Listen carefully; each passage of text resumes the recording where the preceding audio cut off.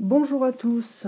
Alors dans cette vidéo, on va donner quelques exemples de calcul de limites en utilisant la technique du taux d'accroissement. Donc cette technique marche bien souvent pour certaines formes indéterminées du type 0 sur 0.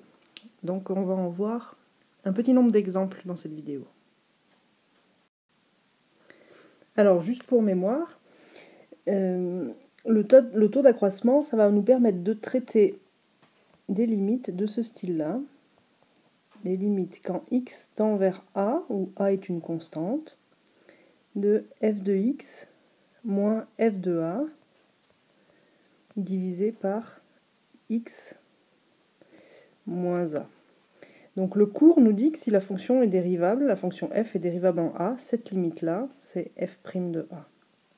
Donc dans tous les petits exemples que je vais montrer par la suite, on va voir qu'on peut les mettre sous cette forme-ci.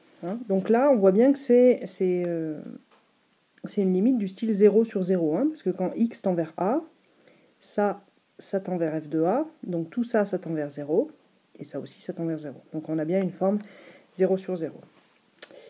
Ok. Alors, c'est parti pour le premier exemple. On commence par regarder la limite en 1 de x racine de x moins 1 divisé par x moins 1. Donc là, x racine de x, ça va tendre vers 1, moins 1, divisé par 1 moins 1. Donc on est bien dans le cas d'une forme indéterminée du type 0 sur 0. Donc comme cette forme indéterminée 0 sur 0 provient d'une soustraction de 1 moins 1 divisé par 1 moins 1, on se dit que peut-être le taux d'accroissement, ça va fonctionner.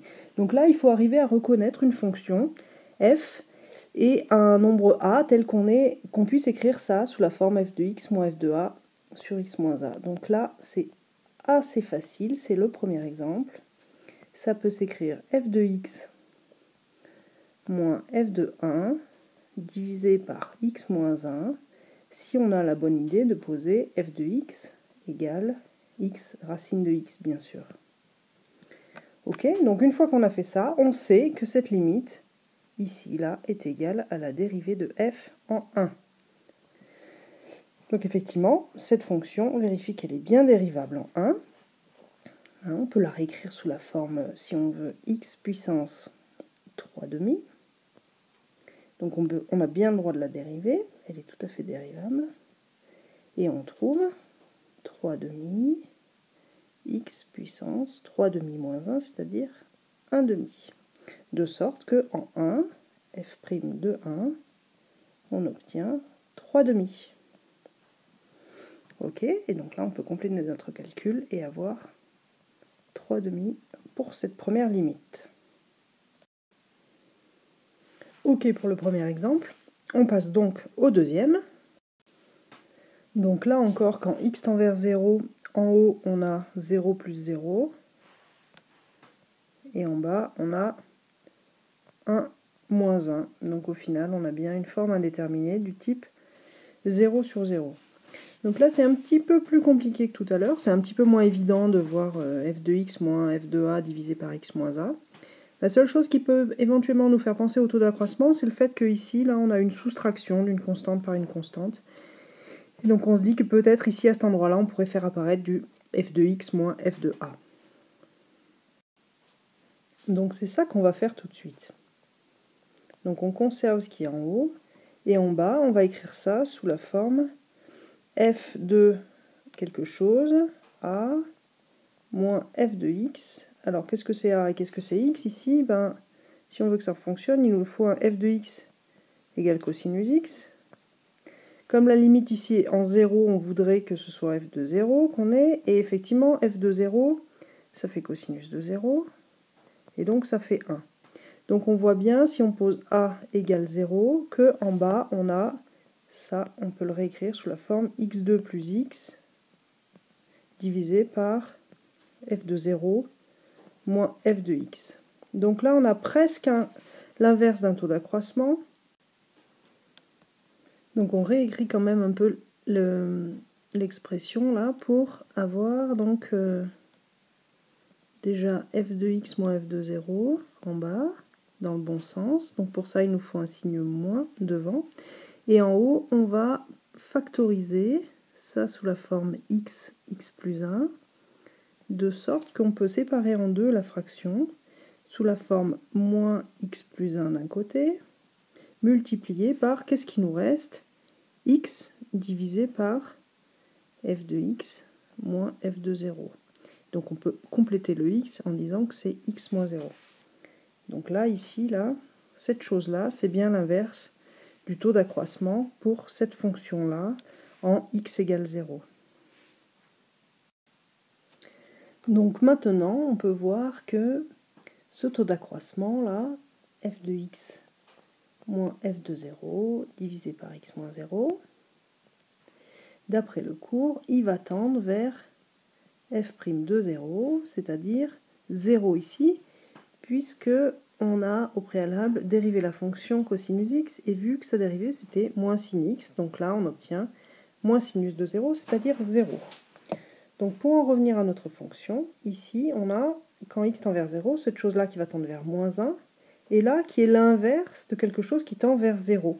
Donc on va avoir une limite du style moins 1 divisé par 0, ce qui nous donne une forme, une limite infinie. Donc on peut donc écrire x2 plus x sur 1 moins cos x tend vers, donc entre guillemets, hein, parce que c'est pas des maths, mais bon, moins 1 divisé par 0, c'est-à-dire tend vers l'infini quand x tend vers 0. Donc ici, on ne précise pas si c'est plus ou moins l'infini, ça dépend évidemment si du signe de ce 0-là, est-ce que c'est 0 plus ou 0 moins. Donc pour pouvoir distinguer si c'est 0 plus ou 0 moins, évidemment, il faut voir si x tend vers 0 par valeur négative ou par valeur positive, ce qui n'est pas dit ici. Donc là, on donne une conclusion sans signe. La limite, c'est infini. Ok, donc maintenant, on continue avec les trois petits exemples du cours. Donc pour la limite en 0 de sinus x sur x, ici, on va reconnaître que c'est sinus x moins sinus de 0, parce que sinus de 0, ça fait 0, comme vous le savez tous évidemment. Donc là, on a le taux d'accroissement de la fonction f de x égale sinus x en 0, donc on sait que ça va donner la dérivée de f en 0. Alors la dérivée de sinus, c'est cosinus, et donc ici on a cosinus de 0, c'est-à-dire 1, ce qui nous règle le premier exemple. Et allons-y pour le deuxième, qui est la limite en 0 de log de 1 plus x sur x. De la même façon, ce truc-là, log de 1 plus x sur x, on peut le réécrire en log de 1 plus x moins log de 1 plus 0, puisqu'on sait que le log de 1, ça fait 0, divisé par x moins 0. Donc là, on pose comme fonction f de x égale log de 1 plus x. Ok, et du coup, on sait que cette limite, comme c'est le taux d'accroissement, bah, ça va être la dérivée de la fonction au point où on est, c'est-à-dire 0. Donc ici, on dérive cette fonction-là. La dérivée de log 1 plus x, c'est 1 sur 1 plus x. Donc quand x tend vers 0, ce truc-là, ça vaut 1 sur 1 plus 0, c'est-à-dire 1.